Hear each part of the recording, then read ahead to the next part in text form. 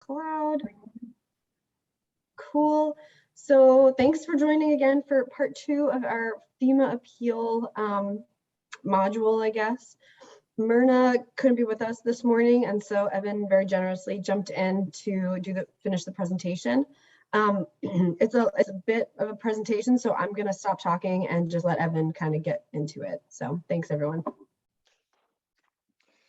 right, Angela, thanks so much. Great to see everyone again and be able to dig into something that really has a sort of an enormous impact when you have a little bit of know-how. We've been talking a lot about it this week at SBP.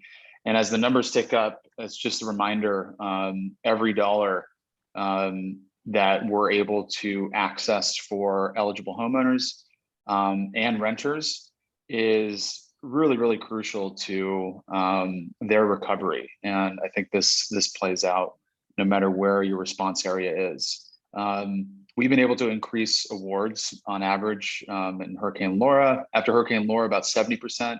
And in Hurricane Ida, for homeowners that we're assisting, we're able to increase awards by 50%.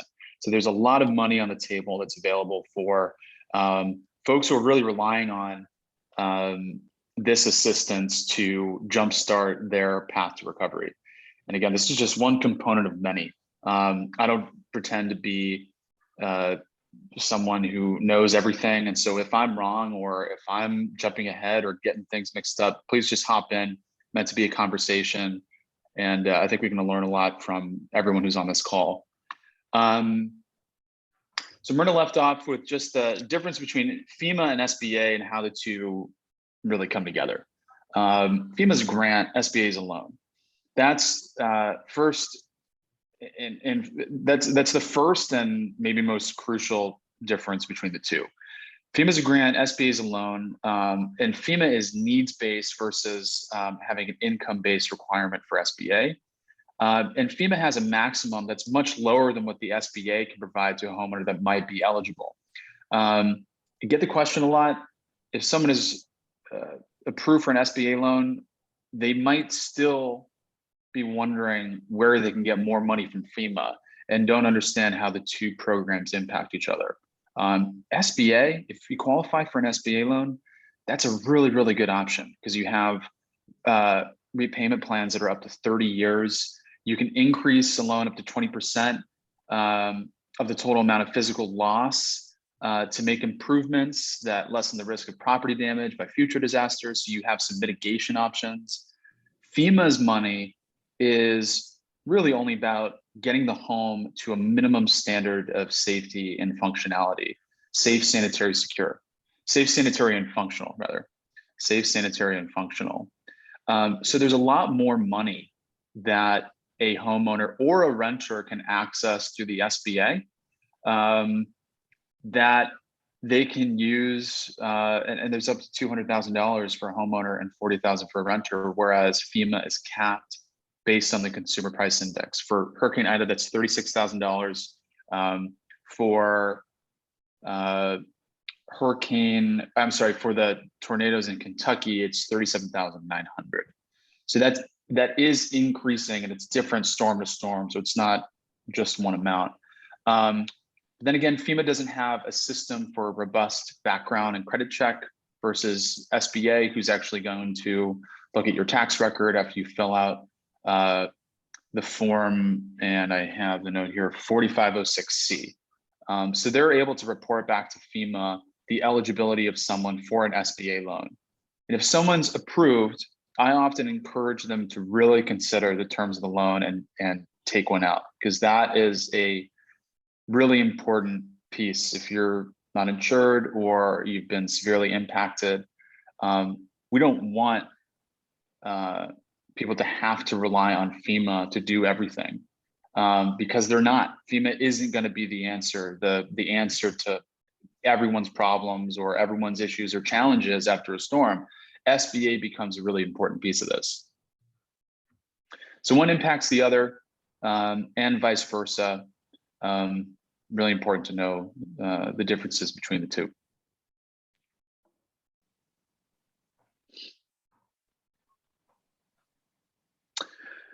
So there's a number of, I think Myrna mentioned this sort of menu of programs that become available as the state makes a determination on their request for FEMA assistance. And then within those programs, individuals in households, the individuals and households program is what is dispersing most of the awards that we're working with clients on. And that includes these appeal types that we work with clients most often on. You might think continued temporary housing assistance is not an appeal, and you'd be right. We sort of lump it under our FEMA appeals program to assist survivors to recertify their continued temporary housing or their initial rental assistance. But the appeal that most often needs to be filed is for home repairs assistance. This is because, and it actually is not circled right there at the top. This is because there's a number of challenges that homeowners have faced in the COVID-19 era over the past 2 years. FEMA conducts remote inspections. We'll call and we'll text and we'll use technology to carry out inspection tasks. Whereas before COVID-19, an inspector would arrive at the house, walk through, get a view of the inside, get a view of the outside. But really depending on a few different things, these inspections or the initial application have led to lower awards initially, which is the reason that we've had to appeal in the first place. First reason is someone might fill out on their initial application that their home is habitable, but we might know, having looked at it as a case manager or as a case worker, someone who's working with them through a recovery plan, who's working with them on a permanent housing plan, we might walk through and say, this isn't habitable, there's mold everywhere. There's ceiling falling down in some of the critical or essential living spaces. But a homeowner might think, I don't have anywhere else to go. And because they've answered that question on the initial application that they refuse to locate, that may be a reason why they get a low initial award. They might not have had a good inspection. They might have missed an inspection call. They might not have realized that FEMA was calling when they're trying to sort through the various schemes and fraudulent calls that someone might be, that happens after a storm. And if you're a little bit older, this is already an endemic issue. You might be facing fraud calls on a regular basis and don't know to answer the call if FEMA's calling. So there's a number of challenges that are leading to lower payouts. And so we're filing a lot of home repairs appeals. Same issue for personal property assistance, which is assessed during the initial on-site or remote inspection. So those two really run hand in hand. And so we will assist our clients to file both home repairs and personal property appeals more often than anything else. And we have asked for living expense reimbursement, as well as actually appealing for rental assistance if they hadn't received it initially, either because they refused to locate or they had the issue that they thought they had nowhere else to go, which is fairly common. So a couple of these financial or direct assistance programs are subject to a maximum grant. So a maximum grant from FEMA is attributed to anything that falls under housing assistance or the direct financial assistance coming from FEMA, written as a check or a direct deposit to repair or replace your home. The other needs assistance, which is directly impacted by the Sba determination, someone can only receive other needs assistance if SBA has come back and said, no, this person has failed their income test or has received a summary decline. There's also a maximum, and it's equal to the housing assistance maximum. So in case there's any question of how much someone might be eligible for, it could be just the housing assistance maximum if they don't qualify for other needs, or it could be both of them added together. So any survivor may be eligible for both a $37,900 grant for housing assistance and a $37,900 grant for other needs. That doesn't mean that they're going to max out their personal property assistance, or that they're going to receive the full $37,900 for moving and storage needs, or for childcare assistance. But knowing that there's actually two buckets of money that are available to someone who's been declined by the SBA is just an important thing to know, because that's a lot more than just one of the grants, and that's definitely part of our mission, is to make people aware of the funds and resources that are available to them, and that I think is really important when someone is sort of in the throes of this. So there's no maximum that's attributed to things that fall under access and functional needs, which includes things like temporary housing if someone has been displaced, rental assistance, and then accessibility items that are inside of the home. That might mean reconstruction to a handrail. It might mean if someone has wheelchair accessible items in the house, or disability accessible items in the house. If there's things like non-slip mats, or there's an elevator taking you from one place to another. There's items in the house that aren't subject to this $37,900 maximum, and it most often falls under this health and accessibility items category. So when we're filing appeals, we try to splice the two when we're talking about personal property. And when someone does have access and functional needs, and I've learned this recently, there's question 24 on the application asks if there are other needs relating to health or accessibility in the house. And very often people answer no, when they very well might have someone who is in a wheelchair or has other medical conditions that make it necessary to have modular adjustments inside of the home. And so it's really important to ask that question, follow up with FEMA, understand sort of the spectrum of needs that are inside of the house. And then FEMA has what are called disability integration specialists, who will then contact that homeowner, that applicant, and work through some of their needs, which applies to direct housing. It applies to the personal property items inside of the house. Just one more level of assistance that FEMA is able to offer if an applicant knows to answer that question in the quote unquote right way.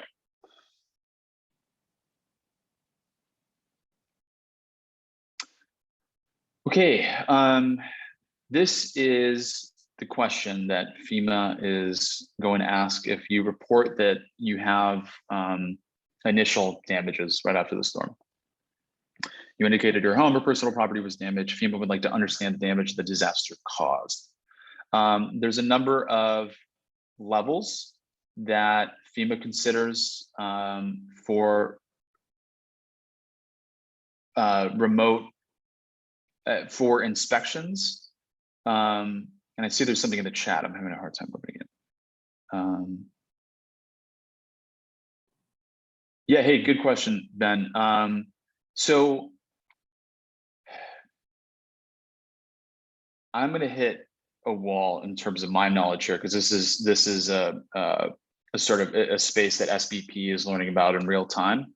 But renters answer the same question in their application. And if they are displaced or have access or functional needs, they also have access to the disability integration specialist and should talk to FEMA and show FEMA that they have certain needs if they've been displaced, if they're in direct housing, if they're receiving transient shelter assistance or transitional shelter assistance or TSA in the hotels that are made available. So there's absolutely assistance types that are available to renters, and renters are also eligible for personal property assistance. So they're not going to receive the housing assistance modifications for accessibility needs, but if they've lost things like wheelchairs, crutches, hearing devices, seeing devices, you name it, they're eligible for those assistance types without reaching any maximum. So a renter is eligible for personal property assistance in the same way that a homeowner is, and would have those options available to them. So there's different damage levels, which I think are important to know, because on a scale of 1 to 5, we can all guess that 5 is going to be severely damaged or inaccessible or unknown, and 1 is going to be fairly limited. And that impacts, generally speaking, impacts the award that FEMA is going to distribute to that person. So as a case manager, I'm interested in knowing what the damage level is so that I understand, generally speaking, how FEMA has assessed the damage. I might know, at SBP, or because we're talking to contractors, that there is way more damage that meets the eye. Maybe it's happening in the foundation. Maybe there's plumbing issues that went unseen. Maybe an inspector didn't, have access to seeing major damages to the framing in the back of the house, or to the soffit and fascia, or framing structure of the roof.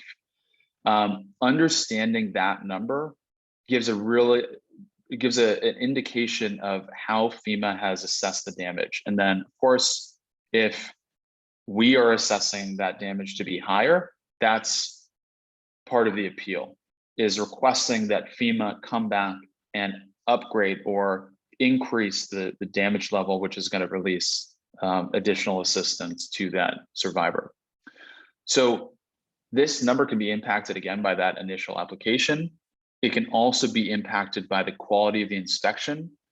I just had a client who did a remote inspection, which returned insufficient damages, even though there's major framing and structural damage to the roof, but they didn't have any means of showing or making sure that the inspector could see or assess that damage via remote inspection.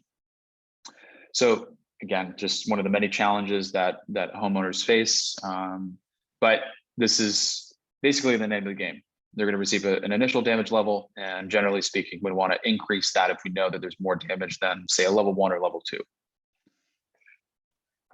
A FEMA inspector will gather information about the applicant when they are at the house, including the number of individuals living in the home, which is a really important question because they're going to balance that with the number of bedrooms that are in the house. So if there's anyone that's living in the house, I will ask, generally speaking, hey, who's living here full time? Who has this listed as their address? Make sure that FEMA understands everyone who's living here, because the number of bedrooms is going to, and the number of individuals living there is going to impact the number of functional living spaces that are going to be assessed during that inspection. Someone lives in a 5-bedroom house alone, not every bedroom is going to be considered to be essential living space. But say there's a niece or an uncle or a cousin or someone who's living there and has been living there for 6 months, a year, 2 years. We want to gather that information and make sure FEMA understands that there was essential living spaces for those people at the time of the disaster. They'll also ask about clothing, medical, dental, transportation, and miscellaneous losses, which is going to impact their personal property award. And then also about items that were purchased after the storm, like a chainsaw, a generator, a dehumidifier, because that is going to be dispersed as a one-time reimbursement for those purchases. So if anyone buys or has bought a chainsaw or a generator, make sure they are telling FEMA, because FEMA will pay them for it. Maybe not the full amount that they've actually paid, but they're at least going to reimburse some of the cost. And then they're going to document the square footage of the home, the foundation type, and the damages. the structural type, meaning the number of stories, record the cause of damage. What caused the damage? Was it the storm? Was it wind? Was it wind-driven rain? Was it a flood? The water levels, impacted utilities in the home, and then any accessibility features like roads, sidewalk access, if there's a tree down, anything that's impacting the accessibility to the house. There's a couple things to do for virtual home inspection. An inspector will always give their FEMA badge number before either entering the home or starting the conversation with the applicant. I get the question a lot, hey, I got a text or a call from FEMA, but I'm not sure if it's legit. Every FEMA inspector is going to have a badge number, and we encourage everyone to write down what that badge number is. In case there's a fraudulent call, there's a record of who was at the house, and then that can be verified through FEMA by calling the 1-800 number. Any questions about this before we move on? I'll just move to why this matters. I just want to add in one thing. I was talking to a Val the other day in Kentucky, and he mentioned that kind of in the fraudulent area, definitely ask for the badge number, but also when the FEMA inspectors are coming out to the home, they should have the applicant's application number or registration number. And so the applicant can ask the inspector to repeat back like the last 4 digits of the registration number, because the inspectors should have that. So if they can't repeat that back to them, that's another trick to say, no, you're not legitimate. Let me go inside and call like the FEMA number that I have. So just something that they just mentioned to me the other day that I wanted to share. Yeah, that's a great tip. And there's also a standard inspection form.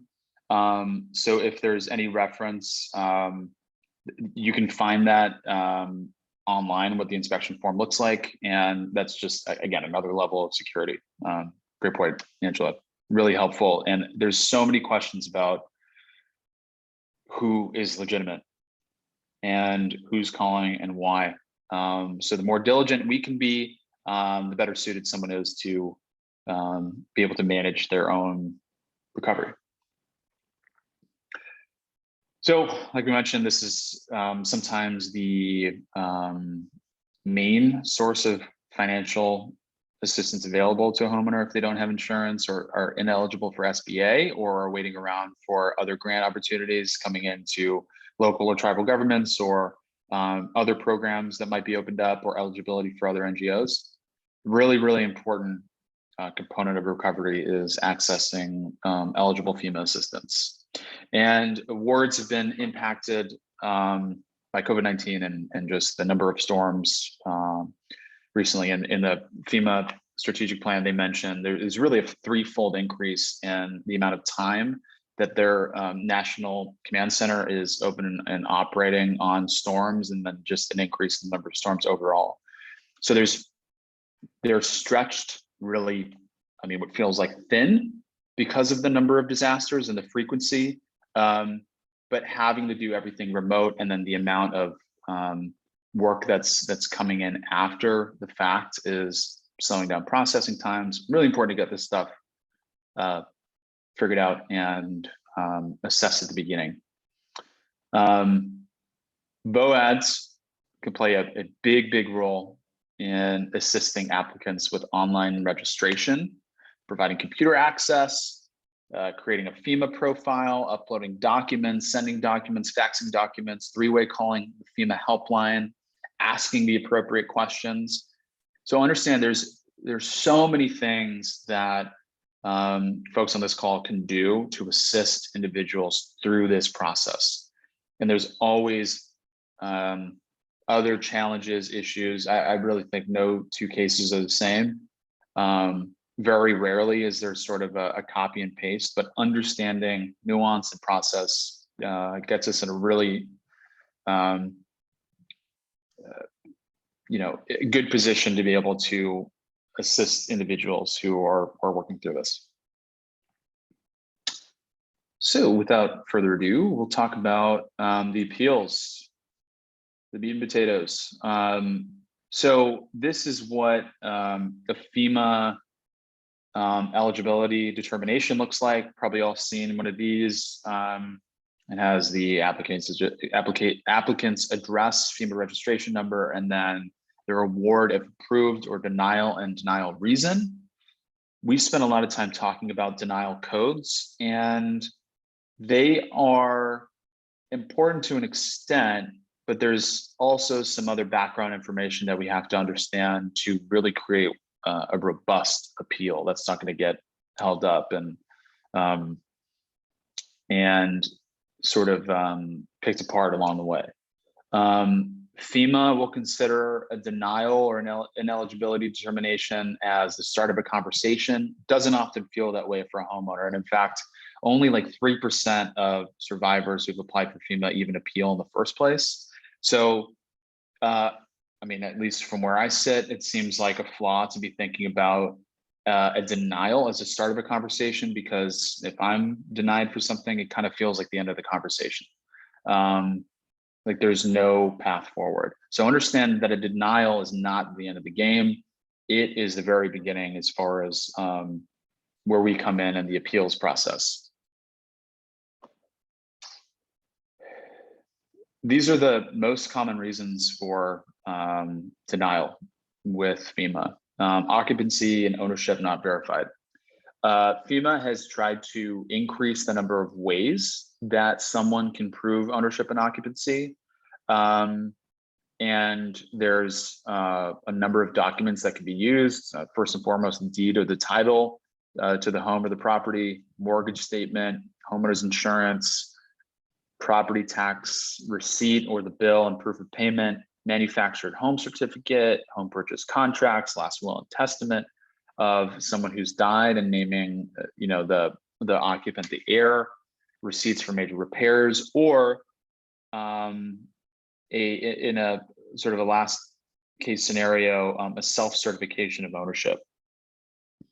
So understanding that,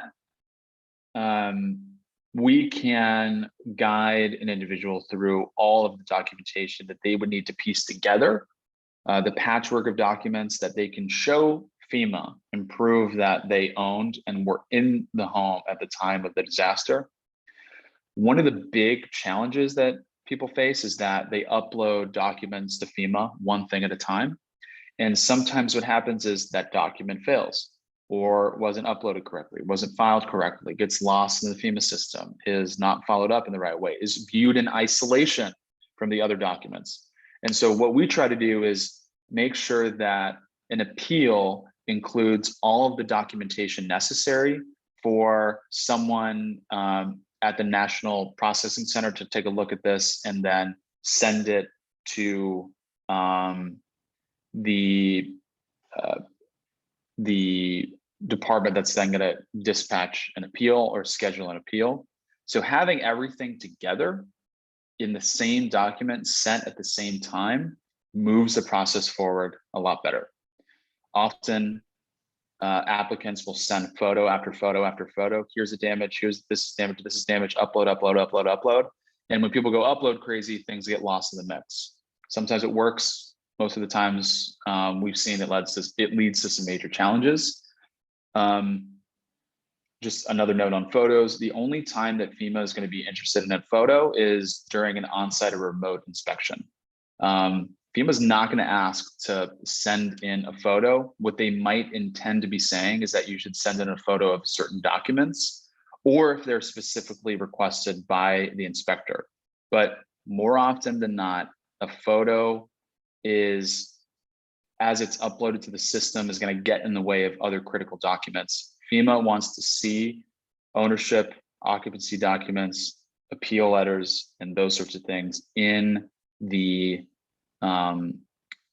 disasterassistance.gov account or uploaded to their account. And we want applicants to do it in that way so that there's better efficiency on the processing end for FEMA. No sense in going through all this work when 3 months later, FEMA is going to come back and say, hey, there's additional documents that we need in what's called an ADOC letter.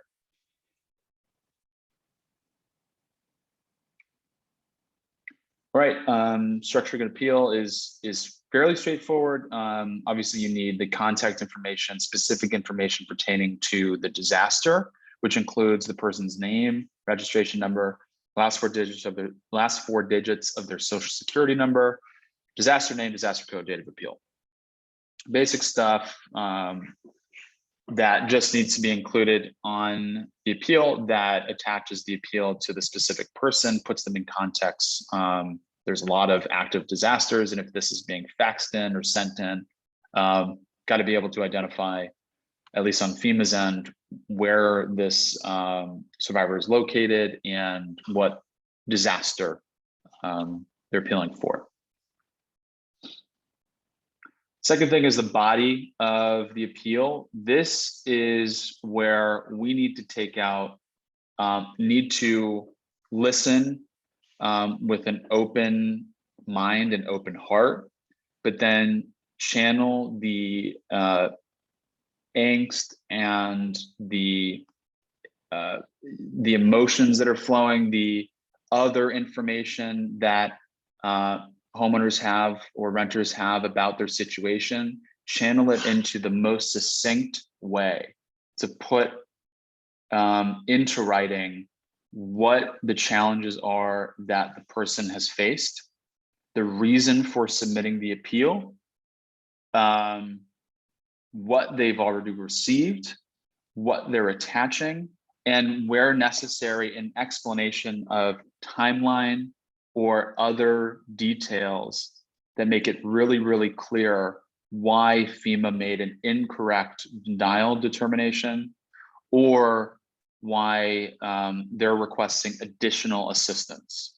I've seen some appeal letters that are way too short, don't go into any sort of detail, and then other appeal letters that go on and on and on and on, begging FEMA for additional assistance, praying that they're going to pay them back. And these are all very real feelings, emotions, considerations that a survivor is going through in terms of the appeal process. Something that we can add is being able to take that in, being able to hear it, understand it, and channel it into an appeal letter that's going to be processed by someone who might live thousands of miles away in a process center.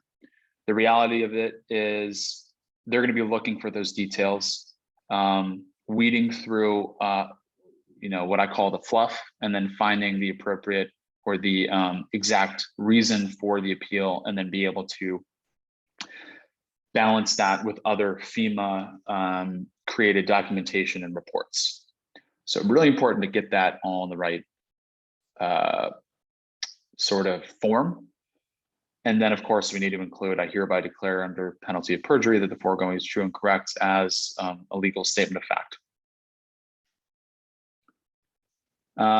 Lastly, second to last, where the homeowner signs, just puts their stamp that this is someone who's appealing a certain decision that has their name, address, their date of birth, and their city and state of birth.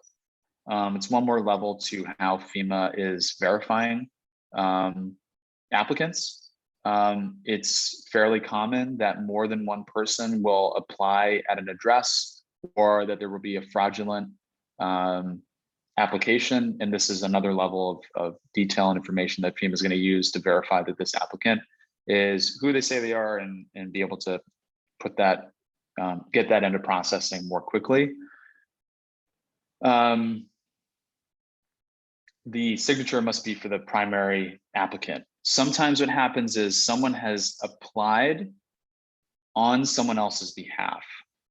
We get it a lot, Mrs. Smith, her daughter or her granddaughter has helped her to apply, or, Mr. Thompson, his niece or nephew has helped him through the process. And that person cannot be the one who signs unless they're listed as a co-registrant on the account.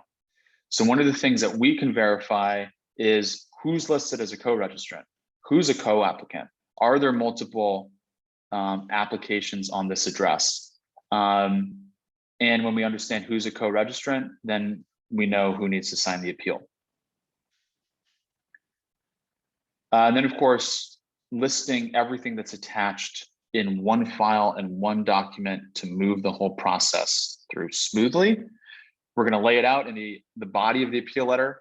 Here's what I'm appealing. And by the way, here's all the proof. Here's all the documentation that corroborates what I am appealing for. This is all of the information that FEMA, you need to know to reconsider my initial award and dispatch an additional inspection. FEMA is not going to accept a document that's over 10 megabytes if you're uploading to disaster assistance. It is also going to crunch files. Most often when a photo is added to a PDF file, that increases the file size a lot. And so another thing that's really key is just processing the document, making sure that it's small enough to be uploaded. And if it needs to be faxed or brought to a disaster recovery center, that's another way that someone can submit a document that might be, many pages long or too big to upload to their disasterassistance.gov account. Accuracy is really, really key. This is where there's a number of questions and there's a rhythm that I think we as case managers and supporters and guides for individuals through this process can make sure that we're looking at. Getting things right in the appeal is really important. If a name is misspelled or the FEMA registration is wrong, or if the documents don't have the contractor information or contact information that we're submitting, that all leads to additional documents that need to be sent. It all leads to additional processing that needs to happen. That leads to more mold growing through the house. That leads to more challenges in getting repairs done quickly. So accuracy is paramount to making sure that everything is processed in the right way. And then we've talked about this, needs to be 10 megabytes or less. Any questions about that?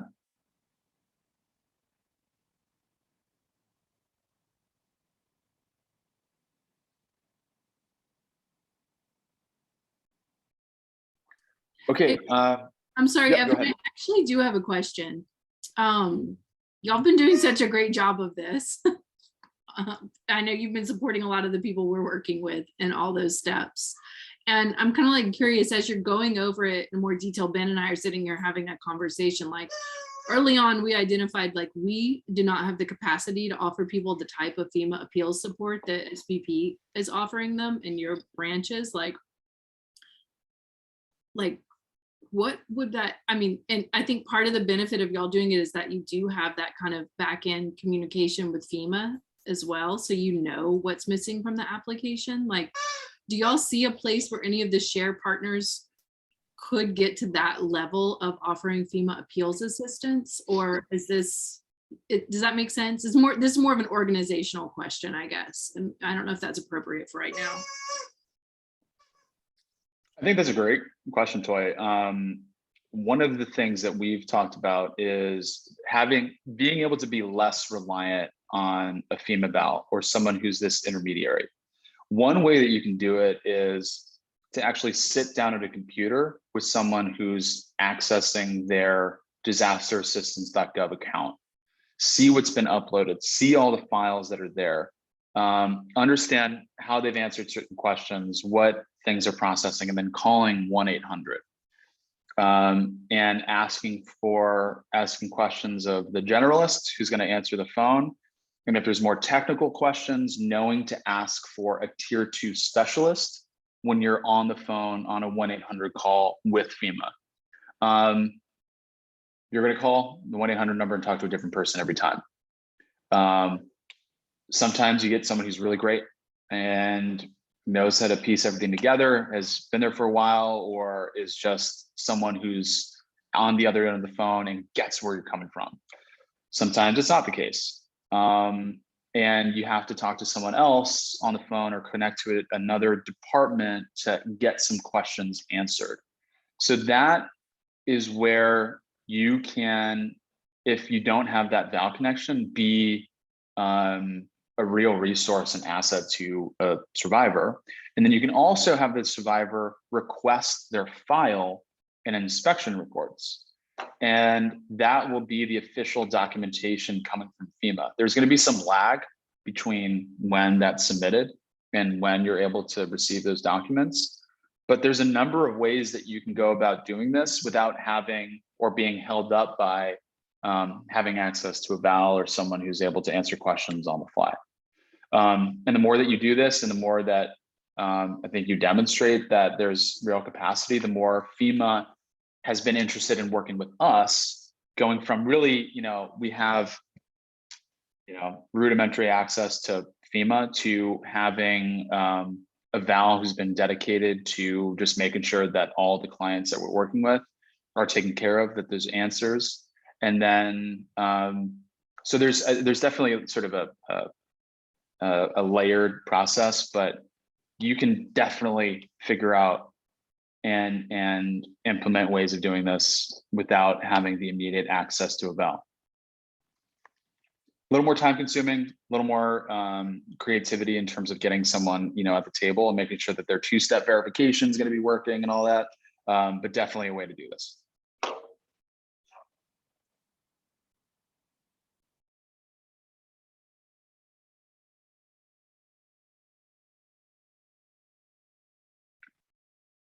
All right, cool. So home repair assistance, we'll kind of just touch on each one specifically. And then again, FEMA help at sbpusa.org. We're able to answer any questions you might have. There's components to the home repair assistance that an inspector is going to be looking at all right here. And I will be able to share this deck and be able to reference that. This is also accessible on disasterassistance.gov.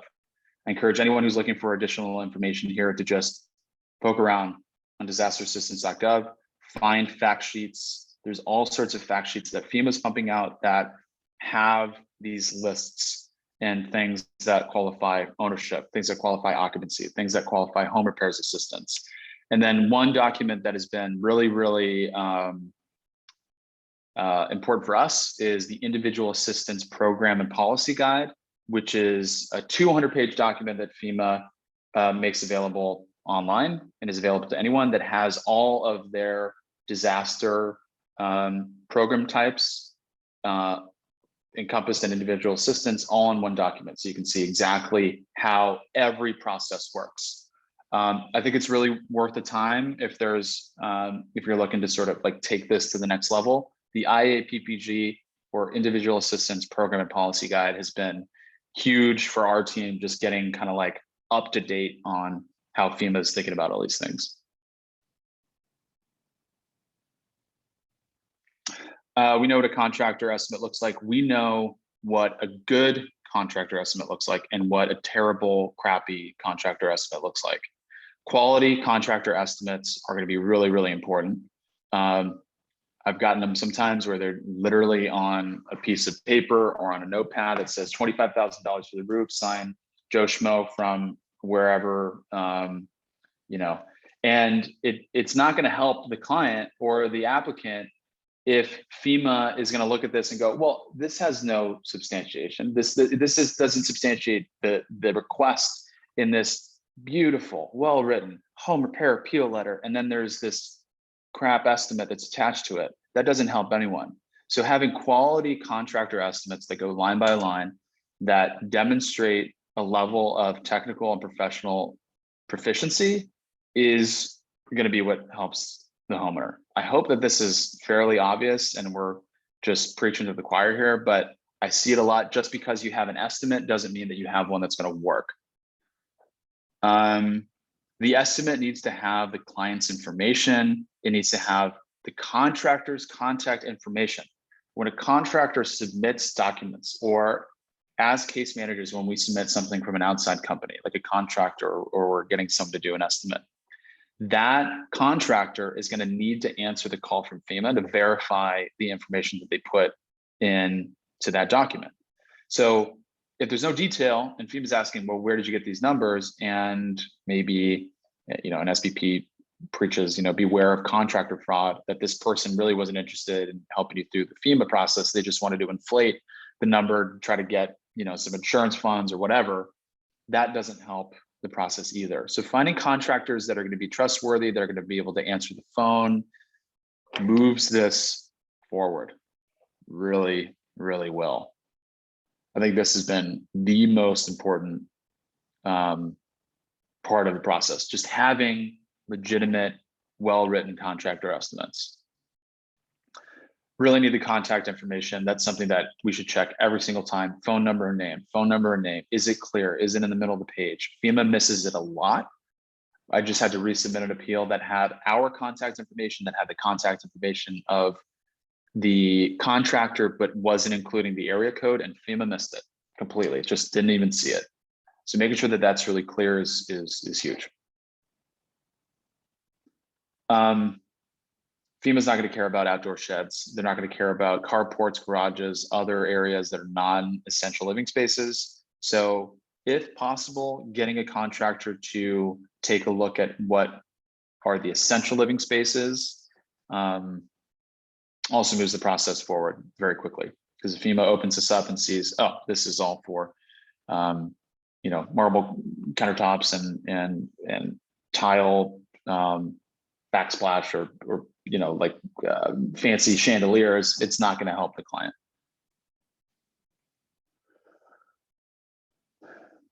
Any questions about home repairs?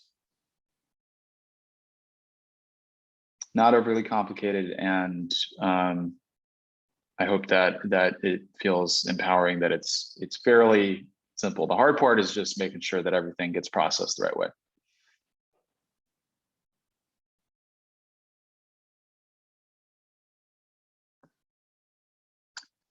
Right, rental assistance. So rental assistance is granted to applicants who report after the registration process that they're displaced and they receive an initial sum. This can range from $1,400 to $2,800. A lot of the time, an applicant is going to report to us how much in total they've received from FEMA. Oh, I received $10,000, $14,000, $2,000. Knowing how that is broken down can tell us a lot about where an applicant is. Okay, you're the owner, check. You were living there at the time of the disaster, check. You have a ton of damage, check. You got $2,000. Why did you only get $2,000? What was it for? Do you have the letter? Oh yeah, I got it for home repairs. All right, let's take a look at that letter. Rental assistance. Okay, FEMA may not have verified that you are the owner or occupant. Or it's for home repairs and you haven't received rental assistance. Maybe FEMA didn't know that you've been displaced, or that you didn't report in the initial application that you can't live in the home. And maybe the initial inspection didn't go as well as you might have hoped. There's a lot of information that we can find out when we know the breakdown of that initial award. So Toy, going back to like, how do you, do this without access to Val? Figuring out and then seeing the patterns in terms of how someone has received an award and how it's broken down into different categories really kind of illuminates the space once you understand all the different assistance types and reasons for why they're approved for one thing or another. So often we can beat the Val to the punch just by asking those simple questions. Did you ever apply to the SBA? Did you receive a decision? I don't know. Okay, we got to look into that and understand if you were approved or you were denied, or if your application was withdrawn. Actually, one of the, I'm thinking of a case that we're working on. And so we help folks who've received initial rental after they have been approved and used up that money. They have to recertify. Proving that they have used all of that rental assistance for temporary housing. And that includes the lease agreement, the utility bills, information about pre and post disaster mortgage or property payments, income documents. There's a lot that goes into a CTHA. And looking at this form, like, just look at that. It's hard to know even where to begin on that. Looks intimidating. It's not all that difficult, but this is just one more layer, one more piece of the onion that, makes folks, just want to not go through with it. And often CTHA forms are not filled out or filed. So there, you can take a look at what a template of this is on FEMA.gov. I have a link here. So if you're interested in that, just email FEMAhelp@svpusa.org and I can send that to you. People will receive this and often miss it. There's a ton of FEMA letters that come in. I see something from FEMA, I might be inclined to just say, whatever, this is just one more thing, one more document full of words and gibberish, whatever. But in those letters, it might contain one of these forms if they've initially received rental assistance. So looking through the mail and finding this form, really important, especially if someone's paying out of pocket or digging into their home repairs funds to pay for their temporary rental space. The more they're digging into their home repair money, the less that there is available to actually put towards their house. So there's money available, and it's up to 18 months that someone can be qualified for continued rental assistance. Evan, I just think there's a question from Toy and Ben. There was a hand up I saw. Oh yeah. Hey. Hey guys, sorry. We have a quick question for some guidance. So we just encountered a family in the last 2 weeks that's in serious need of some direct housing support. So I know that there are timelines around, 6 months of rental assistance or 6 months of whatever it is. Is that from the date of the claim? Is that from the date of the named storm? Yeah, it's from the date of and actually it's a good question if how someone's eligibility, because they'll cut off eligibility kind of outright after 6 months for what's called TSA.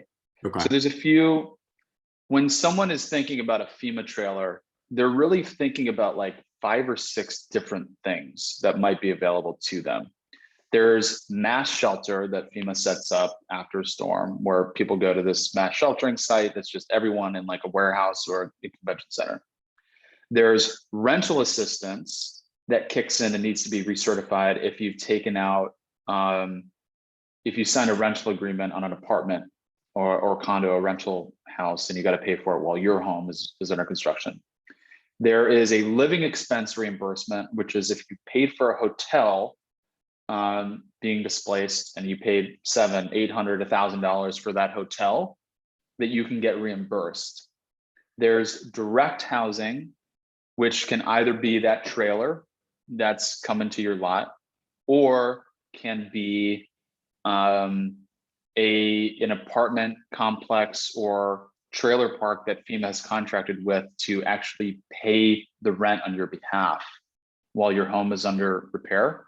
And then there's transitional shelter assistance, which is the hotels that become available for 6 months. You plug in your FEMA registration number and you try to find a hotel. So there's like 6 things that is encompassed in, well, what about the FEMA trailer? What about the trailer that I'm supposed to be receiving? A trailer isn't always going to arrive at the house. And for that specific type, and we've talked about the damage threshold, you have to show that there's at least $12 of damages per square foot on the house to be able to receive that type of direct assistance. So we've appealed for home repairs. FEMA has upgraded their damage level assessment on the home, and then they've been reached out to by direct housing. So there's a number of paths forward. Direct housing assistance questions can be answered by calling the helpline and asking for a direct housing specialist, or by visiting a disaster recovery center and finding the direct housing desk. if there's access or functional needs issues on the house, and we need to really like cut to the chase on, you know, making sure that someone has a place to stay who doesn't have a state trailer, doesn't have an IDA sheltering unit, or doesn't have really anything and is living in mold. Couple ways to go about doing that. We can appeal for rental assistance. We can hit up the phone lines and just call to blue in the face and try to get some answers from specialists, go to a DRC. Yeah, it really depends on where you're feeling like there's some flexibility and a path forward. Okay, cool. Thanks for that. To clarify something on the rental assistance, is that something that the family or the homeowner is required to pay up front and then be reimbursed, or is that sort of a direct connection between the FEMA support and whoever they're paying that rent to? Oh yeah, good question. So if they've received rental assistance, FEMA is saying, hey, here's money for the next 2 months or 3 months, depending on your rent. Once you've used that all up and you've written that check, theoretically, you should have a month, right? If you're paying on the first of the month, you should have the rest of that month to receive that form, fill it out, and get another rental disbursement for the next 2 or 3 months. I mean, find me someone who's actually done that and met the timeline. I don't know if I know of any off the top of my head. So someone often has to go out of pocket or is thinking they're going to be reimbursed. At that point, if someone has used up that money and then it's been another 3 months, we'll write a letter that states, hey, I have used up the $1,400 that you gave me, FEMA, during those first 3 months. And then I'm filing this late because of for some reason, you know, maybe I was unaware, I never received the form, I had a medical issue in the family, I wasn't able to submit it within the timeline, but I've paid for another 3 months. Here's my lease, here's the CTHA form that's filled out, which you can request from FEMA, by the way.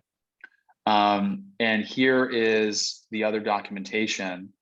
Check it out. I've paid, you know, the 3 months and then even more rent. I need more rental assistance. FEMA will take that into consideration and then issue another payment that's going to cover. You might have to backtrack. They might issue that payment and then resubmit the CTHA for the next 2 or 3 months. So you might have to do it a couple times. But that's one way to go about making sure that someone's getting their rental assistance and staying on top of that, because if a lot of time passes, FEMA might be inclined to say, why didn't you fill it out? We sent you the form. Why didn't you fill it out? Mm-hmm. So just as a follow-up on that, if it's okay, if y'all don't mind, this is I know it's 9:30. It's the family like really should move out of their house like tomorrow that we're thinking about, and it's like, what do we do when is that like try to get them into a hotel, maybe through the parish level, like temporary housing assistance, or is this like what do you do when it's like emergency, they don't need to be living there, it's really bad? Yeah, it's not, it's like the house could fall on them. Yeah, structural. Yeah, I think I know what you're talking about. The one thing that we've relied on is 211 to connect to organizations that have some sort of shelter assistance. That's going to be faster than going through a FEMA route, unless you have a direct line to direct housing or can bring them to a DRC and get an answer. I wouldn't rely on FEMA to be the fast moving answer to this type of issue, but it might be a more medium term solution if they can find somewhere to stay for, say, 7 months or 7 days. So I mean, I would call 211. I don't know if anyone else on this call has recommendations, Southeast Louisiana specifically, but because TSA is no longer available. That would be the quickest way to do it. Yeah, maybe we can connect afterwards and think through maybe some more solutions there. Just looking at the time, I know we're slated for another 13 or so minutes, but Other needs assistance includes personal property items, things in the house. It includes certain things, not others. The state creates a list of things that they will reimburse because there's shared responsibility for other needs assistance. Housing assistance coming directly from FEMA. Other needs assistance is a cost share. So the state kind of determines what they're going to be reimbursed and fixes an amount to each thing. So when we do an inventory of the things that were lost, we're trying to hone in on those essential items: bed frame, living room, cooking devices, appliances, not photo albums and other things that have sentimental value, unfortunately.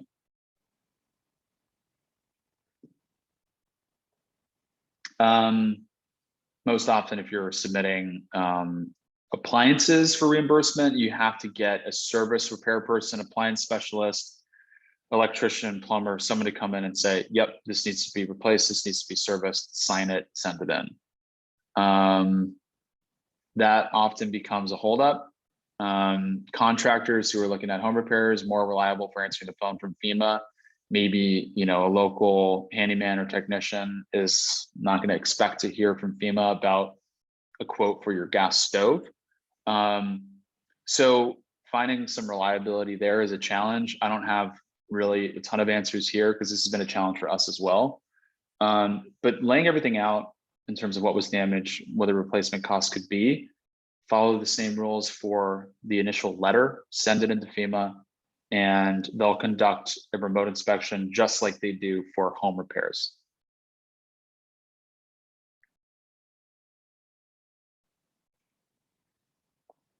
Okay, this is the helpline that we were talking about.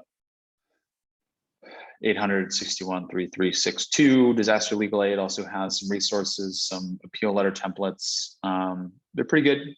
Not fantastic, but at least a start. And then the State Department of Insurance is really good. FEMA, there's some questions about whether or not FEMA covers deductibles or not, and where they kick in. And FEMA will only consider someone who has insurance if they've received their final settlement, and if that final settlement is below what FEMA has verified as their real property loss. If someone is covered for one category or not another, you need to prove that to FEMA, because I've seen like a summary decline or ineligibility determination because someone has renter's insurance on a home they've owned for 30 years. So it all has to do with what FEMA verifies as the loss and the difference between that and the settlement. So for example, if FEMA has determined that you have $5,000 in damages and you have a $5,000 deductible and your insurance says, oh, there's only $2,000 in damages, and you're nixed for insurance, then FEMA will consider covering the deductible. They're not really doing that. They're only covering it because your insurance coverage is not going to cover what FEMA has determined. Yeah, this is your loss. And FEMA needs to see that this is the final determination from the insurance company. So does FEMA cover deductibles? No, but in some cases, if your verified loss is higher than the insurance payout or your deductible, then they'll like kind of in theory cover the deductible. But FEMA is not replacement for insurance, and that sometimes can take a little bit of like nuanced guidance for folks that are trying to just figure the way through.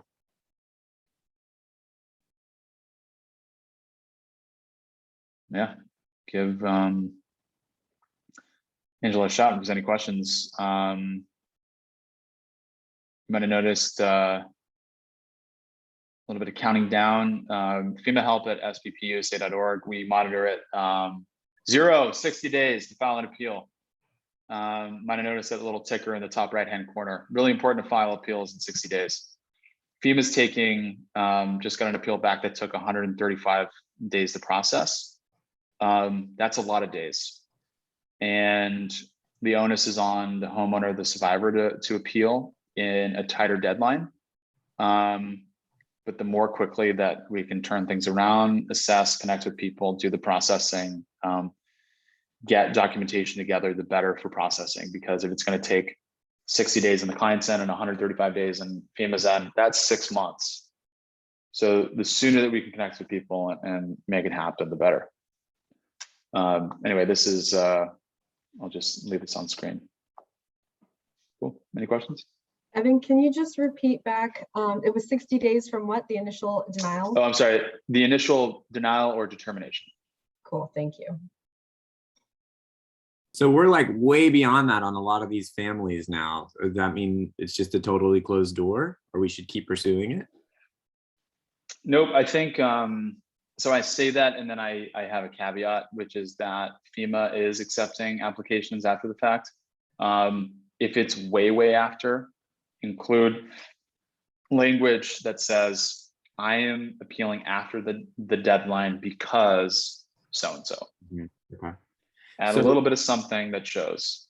And a sort of follow up to that, you know, we're approaching hurricane season. We're obviously still shepherding the families that we've been working with for 6 months now, but we're also sort of one eye on what's coming and trying to get ourselves prepared for quick response to anything that may come up in the next year. Would you say that there would be kind of a short list of things that we could be preparing for from a FEMA side to support immediate response and recovery for future disasters that we should be thinking about or planning for, like training somebody in these initial things? I know earlier on, like in our first session, you said there are some specific questions or things that you can, like are you able to live in the home? If you say no, I mean, if you say yes, then it automatically shuts you down from everything else. Are there some certain key things that we could be training our response team to know as immediate support for when we meet families for the first time?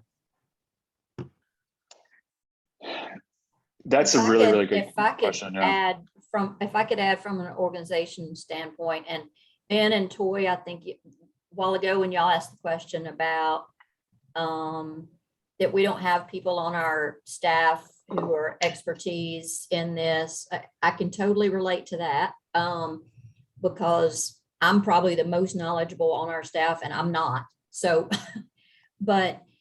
and nor do we have the bandwidth to ever get to the level, I don't think, that Evan is at. Mm-hmm.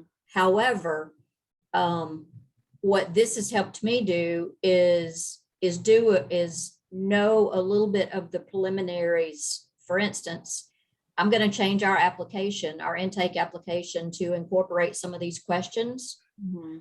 so that my application can kind of coincide with what that homeowner needs to do. And when they come in to apply to me, and often I get it, and y'all probably do too, is the people in this area feel that FEMA is a waste of energy. Yeah. So they don't apply, or they've gotten $500 for food and they're not applying for anything else. And when I ask, why aren't you applying? It's just a tremendous amount of reasons why, but they just don't want the hassle and the fight, number one. Right. But if I can coach them a little bit in terms of this needs to happen, because I just did it this past week to a homeowner. They said FEMA had recommended that they apply for an SBA loan. And he said, well, if I could afford to pay back a loan, then I wouldn't be applying for assistance with FEMA. So I explained to him just exactly what you guys with SBP have explained to me, which is you have to do that because it's the credit check process and blah, blah, blah, blah, blah. And he goes, well, they didn't explain it that way, so I'll apply. I think just educating them on teeny little pieces, Mm-hmm. because I'm not going to be to the level that Evan is and Angela, but I think if we can guide them a tiny bit, and what I'm seeing right now, which is a huge detriment, is that the property is not in their name. Yeah. But they're living in the home, and they've been living in it for buku years, but it's daddy's land that never got transferred. I think if we can guide them on right now having that property succession, getting the property in their name, I think would be part of my battle here is it's just not in the name of the person that's living in the house. You're saying, Sonia, in terms of like preparing for hurricane seasons. Right. Yes. Hmm. Yes. Just to do like now, if the property's not in your name, go ahead and seek out some free legal aid to get the property in your name. I have one that it's handed down. He has 11 brothers and sisters. Yeah. And now I'm asking him to get all of them to notarize and sign off that he can make the changes to that home, which is just my roundabout way to try to do something. Mhm. But it's in daddy's name and there's 12 siblings. So if they would just transfer the property into the person's name who's living in it, that would be a huge help. But anyway, sorry, that was my from my perspective of we have very limited staff and I don't have a person who can devote their time to this. So Yeah, no, that's really useful. know. Sonia. Thank you. yeah, sure. But this is helpful because now I feel like I can more adequately guide them along the path that they need to take, the homeowners. Mhm. I mean, the way my brain works is I like to read technical things and highlight and come back to it and look it up. So for me, the IAPPG, the Individual Assistance Program and Policy Guide, I might try to make that available with our highlights and notes on it, because if you're talking to someone from FEMA who's been with FEMA, they're going to regurgitate that document. And that lays out the sequence of delivery. It lays out exactly how things move through the process. And it's kind of like for things in individual assistance, that's a real go-to. It's 200 pages long, right? And it's not easily accessible. And I had a couple days just in the week and I could read it. But Hey, I recommend that as something. I love cheat sheets. So if you have the document and you have highlights and you've already culled through what's the meat of the document, if you could provide that, that'd be awesome. And we're working on what we're calling a toolkit. It's not ready yet, but at some point we'll have, there's resources and documents and things that SVP has at svpprotects.org that are really useful for this, e-trainings and resources. Yeah, I'll work with Angela and we're getting some other pieces together. I think knowledge and being able to work with homeowners on some of the knowledge piece, the information and guidance piece is the most important thing. And succession is a great example of just preparing. So we'll work on that. Hopefully have something to share sooner rather than later.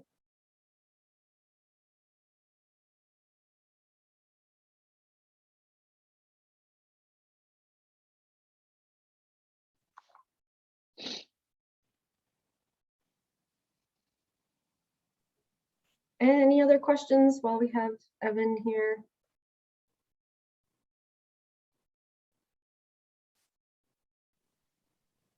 Nope.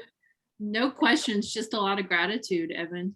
Thank you so much for all the support you've been offering us and the people we're working with. It's been really, really helpful. You got it. And anyone else on the call with questions needs some additional support, FEMA help at svpusa.org.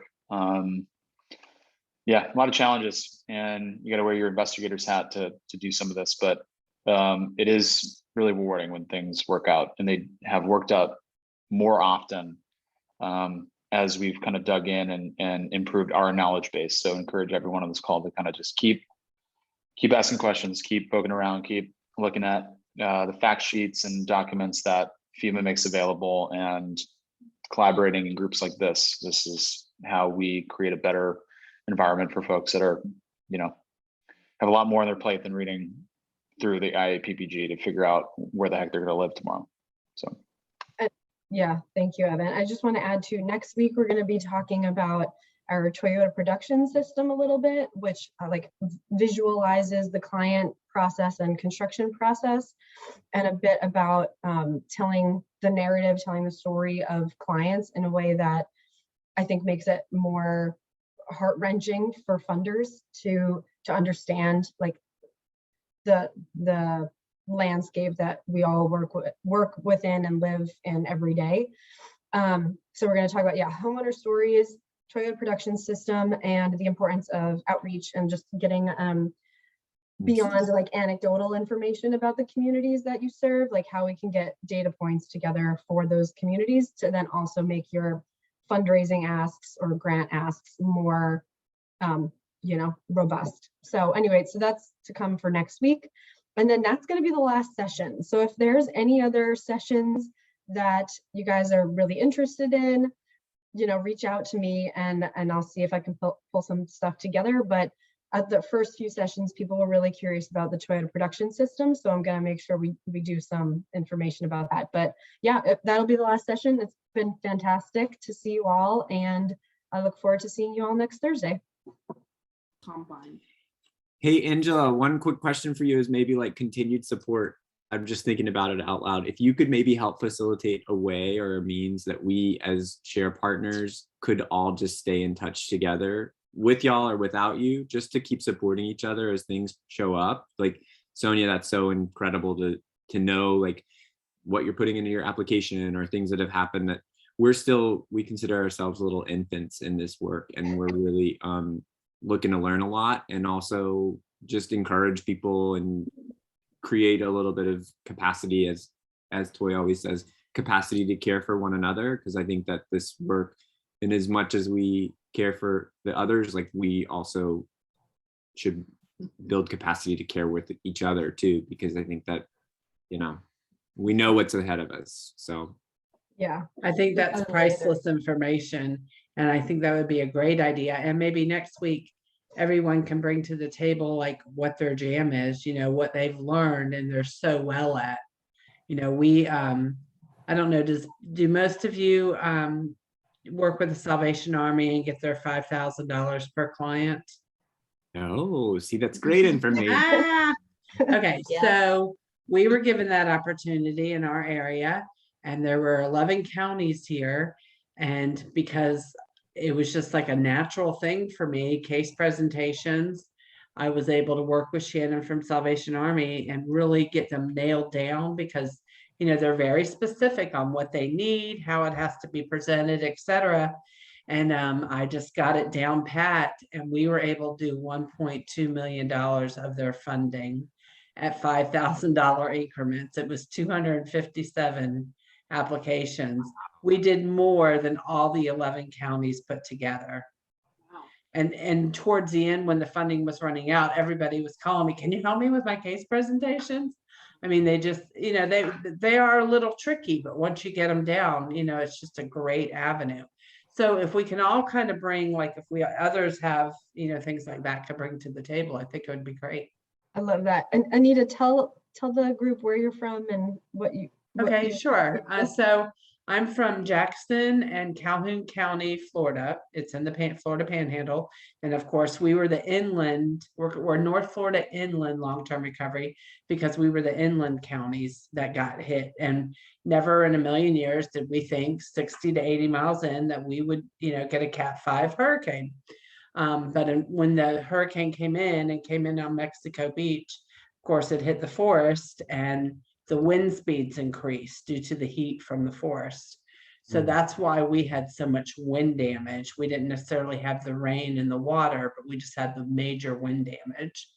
And so we've been working since October 10th of 2018.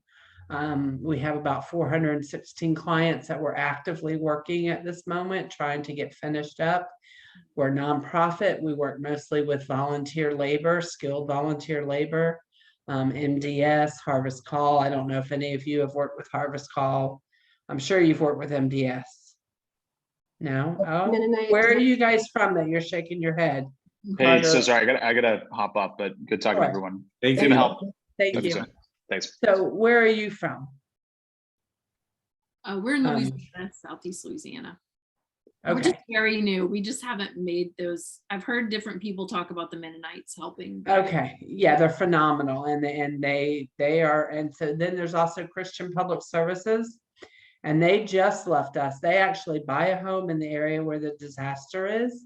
And they move there and then they stay there until, you know, most of the work is done, or they feel led to go somewhere else. So they were committed to stay with us, but Louisiana got hit pretty hard. So they felt that God needed to shift them. So they just left us on March 30th to go out to Louisiana. So there's some great groups that we've been able to partner with that have built us new homes, done repairs for existing homes. And now we're looking at, because housing is such an issue, that we're looking into doing some development areas. The county has some property. And that's one thing, a good city and county relationship is key, because if you work with them, then they'll have all these properties that are abandoned. They'll give them to you to be able to build homes for people, you know, and it's really worked out well for us. I'm hoping someone will send me some townhome plans. But I really loved, you know, your idea, Angela, or SPP's townhomes, that plan for family. I don't know if you called it a townhome, but it was kind of nice. And we do have like a piece of property that was given to the county that we would be able to do that housing development on. And that's the grants that we're looking for also. We want to finish up our clients, of course, and then move into that housing to try to solve that housing issue that we have. I'll just jump in and say, first, I love the idea of keeping you all together and doing something in the next session. I don't know what I'll put together yet, but something for everybody to kind of share who they are, where they're from, maybe some like top 2 things they've learned from their disaster, just to keep it moving. And then I'll figure out some way for you all to stay connected. And I know that there's been like conversations offline between you all, which I love. But yeah, that's a phenomenal idea. So I'll be sure to somehow keep you all connected. And we have, we have new grants open too. So I think there'll only be more groups coming into this. And I thought, how cool would it be if we do this like twice a year or something? And so we get the new people kind of getting into the same information. But anyway, Or maybe even every time. quarter. Yeah. I mean, I don't know if every Yeah. quarter would be. Yeah. But loved talking to you all. Ben, you look like you're going to say something, and then I'll. No. Yeah. I No? Just Well, and for Ben and Toy, I'll just have to tell you, like, I forgot your name already now. You just introduced yourself from Florida, but Anita. so you've been, okay, so since 2018, and we've been doing stuff since 2017, but have no fear, we're still learning. Yes. It seems Heavens, like yes. Yes. each disaster brings its own little nuances and different things. So we're all still learning.